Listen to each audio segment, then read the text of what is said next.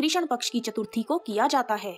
यह व्रत सुहागन स्त्रियां अपने पति की लंबी आयु के लिए रखती हैं। इस दिन सूर्योदय से पहले उठकर सरगी खाने का नियम है।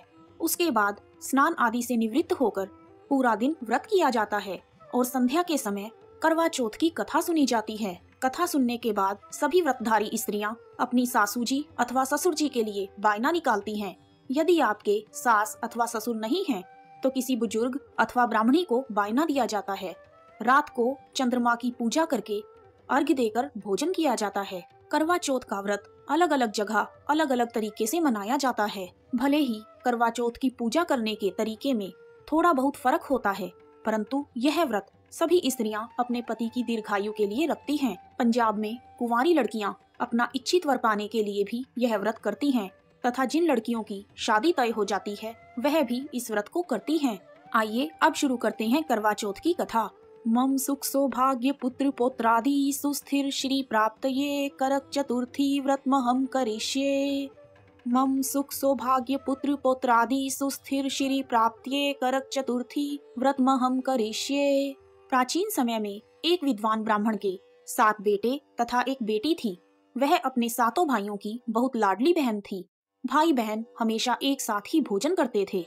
जब उनकी बहन की शादी हो गई तब वह 7 भाई बहुत उदास हो गए। अपने भाइयों की ऐसी हालत का समाचार पाकर बहन अपने मायके रहने आई। जब वह मायके में थी तब कार्तिक मास की कृष्ण पक्ष की चतुर्थी आने पर बहन ने करवा चौथ का व्रत रखा।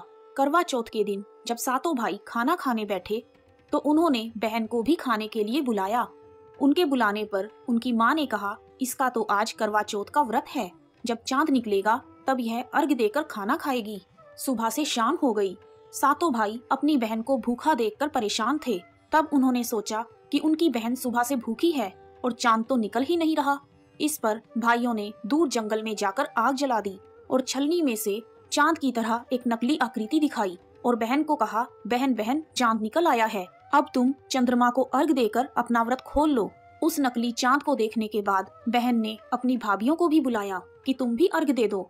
लेकिन भाभियां कहने लगी, यह चांद तो तेरे लिए निकला है, हमारे लिए नहीं, इसलिए तुम ही अर्घ्य दे दो। तब बहन ने उस नकली चांद को ही अर्घ्य दिया और खाना खाने लगी। जैसे ही उन 7 भाइयों की बहन ने पहला निवाला तोड़ा तो उसके ससुराल से बुलावा आ गया कि उसका पति बीमार है। तब उस लड़की की माँ ने लड़की को जाते हुए कपड़े देने के लिए संदूक खोला। जैसे ही उसने संदूक खोला तो उसके हाथ में सफेद कपड़ा आया। फिर उसके मन में वहम हुआ और उसने दूसरा संदूक खोला। दूसरे संदूक को खोलने पर भी सफेद कपड़ा ही सामने आया। ऐसे ही उसकी माँ ने 4 संदूक खोले। चारों संदूकों में से सफेद कपड़ा ही सामने आया। तब उसकी माँ ने उसे वही कपड़ा पहनाकर जल्दी से भेज दिया और जाने से पहले उसे एक सोने का सिक्का दिया और कहा, रास्ते में सभी को नमस्कार करके पैरों को छूकर आशीर्वाद लेना और जो तुम्हें सुहागन होने की आशीष दे उसे ही यह सिक्का देना। वह लड़की उस सिक्के को लेकर वहाँ से चली गई। रास्ते में उसने बहुत लोगों के पैर छुए, परंतु किसी ने भी उसे सुहागन होने का आशीर्वाद नहीं दिया। सभी ने यही कहा कि ठंडी हो, सीली हो, सब्र करने वाली हो, अपने भाइयों की बहन हो, भाइयों का सुख देखने वाली हो। जब वह ससुराल के दरवाजे पर पहुंची तो उसकी छोटी ननद मिली। उसने अपनी छोटी ननद के पैर छू दिए और तब उसकी ननद ने कहा, सीली हो, तेरे बेटे हो और मेरे भाई का सुख देखने वाली हो। यह सुनते ही उन 7 भाइयों की बहन ने सोने का सिक्का अपनी ननद को दे दिया और अपने पल्ले में गांठ बांध ली।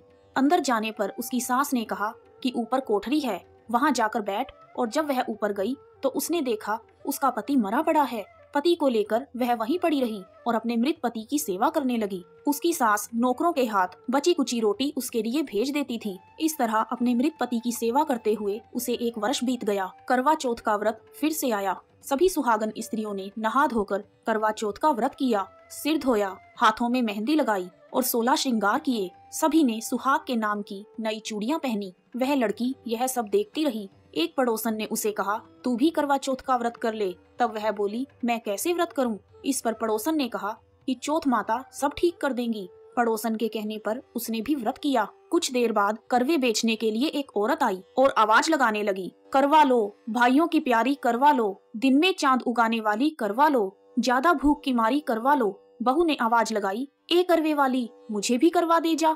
इस पर करवे वाली ने कहा, मेरी दूसरी बहन आएगी, वह तुझे करवा देगी। जब दूसरी बहन आई तो वह आवाज लगाने लगी, करवा लो भाइयों की प्यारी, करवा लो, दिन में चांद उगाने वाली, करवा लो, ज्यादा भूख की मारी, करवा लो। बहू ने आवाज लगाई, ए करवे वाली, मुझे भी करवा दे जा। इस पर करवे वाली ने कहा, मेरी तीसरी बहन आएगी, वह तुझे करवा देगी। इस तरह से 5 बहनें आई। सभी ने यही कहा कि मेरी बहन आएगी, वह तुझे करवा देगी।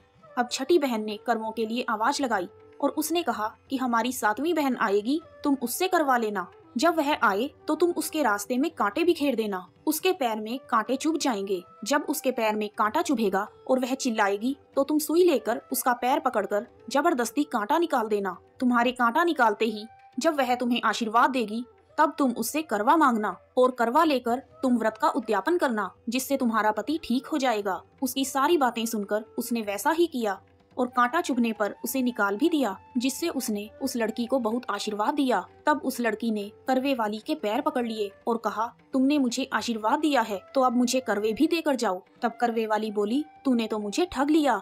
यह कहकर चौथ माता ने उसे आँख से काजल, नाखूनों से मेहंदी, मांग से सिंदूर निकालकर छोटी उंगली से उसे छींटा दिया, साथ ही करवा भी दिया। करवा लेकर बहू ने व्रत रखा और उद्यापन भी किया।